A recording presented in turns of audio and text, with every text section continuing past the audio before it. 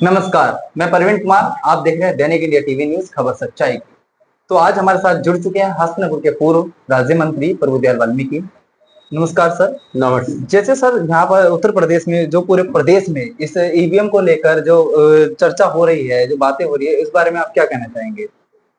मुझे इसमें ये कहना है कि जिस तरह से कल समाजवादी पार्टी के राष्ट्रीय अध्यक्ष माननीय अखिलेश यादव जी, पीडीए के महानायक, अपने तमाम सांसद साथियों के साथ चुनाव कार्यालय जा रहे थे, लेकिन पुलिस प्रशासन ने, भाजपा की पुलिस ने, भाजपा के अधिकारियों ने उन्हें रास्ते में रोकने का काम किया, जो बहुत ही निंदनीय है। जब हिंदुस्तान संविधान से चल रहा है, हमारा लोकतंत्र में विश्वास है, तो फिर ऐसी क्या दिक्कत थी कि हमें अपनी बात कहने के लिए, हमारे माननीय राष्ट्रीय अध्यक्ष जी को अपनी बात कहने के लिए चुनाव कार्यालय जाने नहीं दिया। उनको यह कहकर वहां के पुलिस वालों ने रोक लिया कि हम आपको चुनाव कार्यालय लेकर चलेंगे, आप हमारे साथ बस में बैठ जाएंगे, जो कि सरासर गलत है, धोखा है और इस तरह की फिरेबबाजी है।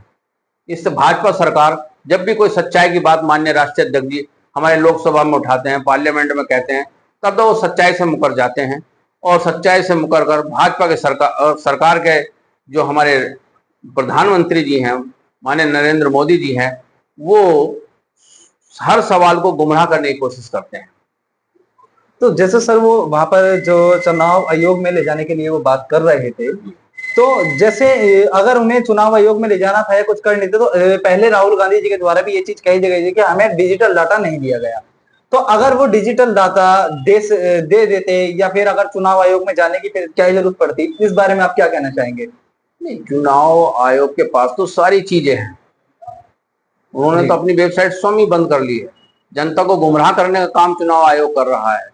देश की भाजपा की सरकार जनता को गुमराह कर रही है, और अगर जनता को गुमराह नहीं कर रहे हैं तो फिर माननीय राष्ट्रीय अध्यक्ष अखिलेश यादव जी और माननीय राहुल जी, जो वो सच्चाई से अपनी बात कहने के लिए चुनाव कार्यालय जा रहे थे, तो उन्हें जाने क्यों नहीं दिया जा रहा है? कि उन्हें जाने में क्या दिक्कत थी? और सरकार को दिक्कत है।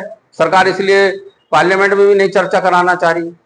बार बार मतदाता सूची में गड़बड़ी हो रही है, बार बार बिहार के अंदर गड़बड़ी हो रही है, और तमाम मतदाता सूचियों का पूरा उन्होंने ब्यौरा, पूरा डाटा राहुल जी ने, माननीय अखिलेश जी ने सदन की पटल पर रखा, चुनाव आयोग को देने की बात कही कि आपकी मतदाता सूची में जिस घर के अंदर एक आदमी भी नहीं है, वहां 80 वोट कैसे आ गई? वहां जिस घर के अंदर 4 आदमी है, वहां 8 आदमी की वोट कैसे बन गई?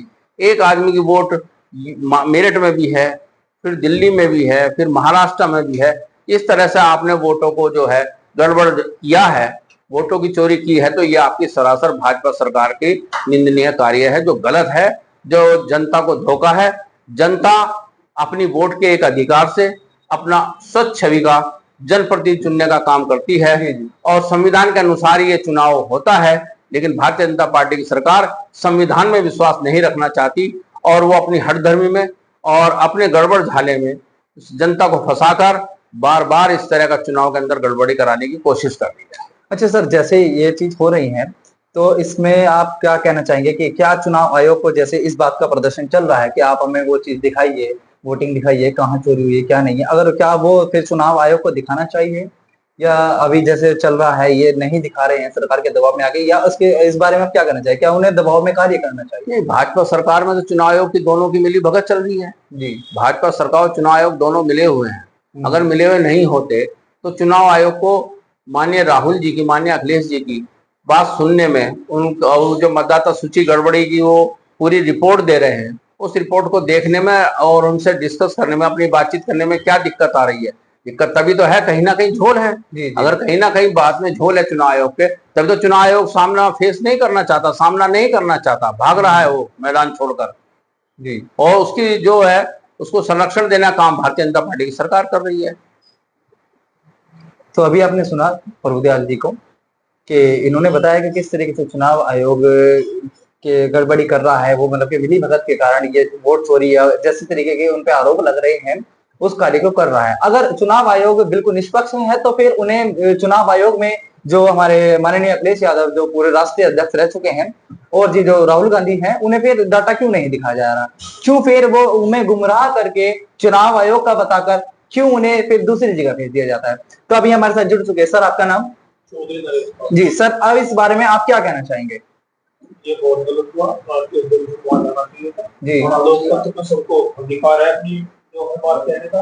जब उन्होंने अपनी बात कहने की बात रखी तो उन्हें रोक दिया गया। जी जी। और उसके बाद जो है बैरिकेडिंग दूसरे तरीके से देना, पुलिस ने कह कि हम आपको गलत तरीके से गाड़ी बैठा के ले जाना चाहिए। राष्ट्रीय अध्यक्ष अपने बैठक से जाना चाहते, अपने तरीके से जाना चाहते, लोकतंत्र है। वे देश के जो है सबसे बड़ी पंचायत के सांसद है, उत्तर प्रदेश के मुख्यमंत्री रहे और समाजवादी पार्टी के राष्ट्रीय अध्यक्ष है। घोर निंदा की जानी चाहिए। ये एक तरह तो लोकतंत्र कुछ भी रहने का है। ये बाबा साहब भीमराव अम्बेडकर जी का बना हुआ लोकतंत्र जो संविधान है उसके पूरा उल्लंघन है। बाबा साहब की बातों का पूरा उल्लंघन है। सरकार को ऐसा नहीं करना चाहिए, सबको अपनी बात कहने का अधिकार है।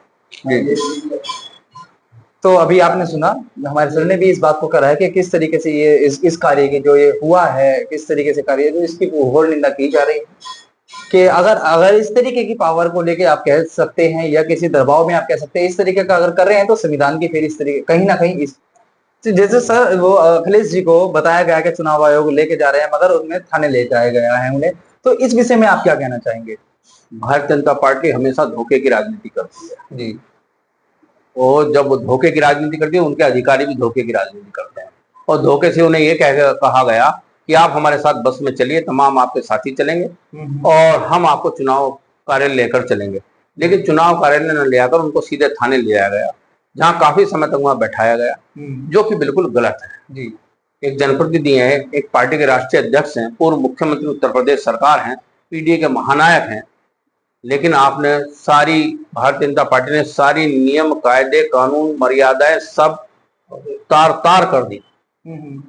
और आज हमारे माननीय राष्ट्रीय अध्यक्ष अखिलेश यादव जी संघर्ष के रास्ते पर निकल चुके हैं। ये उनका कदम एक ऐतिहासिक कदम था और क्रांतिकारी कदम था, और इस क्रांतिकारी कदम को हमारे हिंदुस्तान के जो समाचार, निष्पक्ष समाचार हैं, उन्होंने ही नहीं, विदेशों में भी माननीय राष्ट्रीय अध्यक्ष जी की इस खबर को, इस क्रांतिकारी संघर्ष को, इस कदम को सराहनीय की है।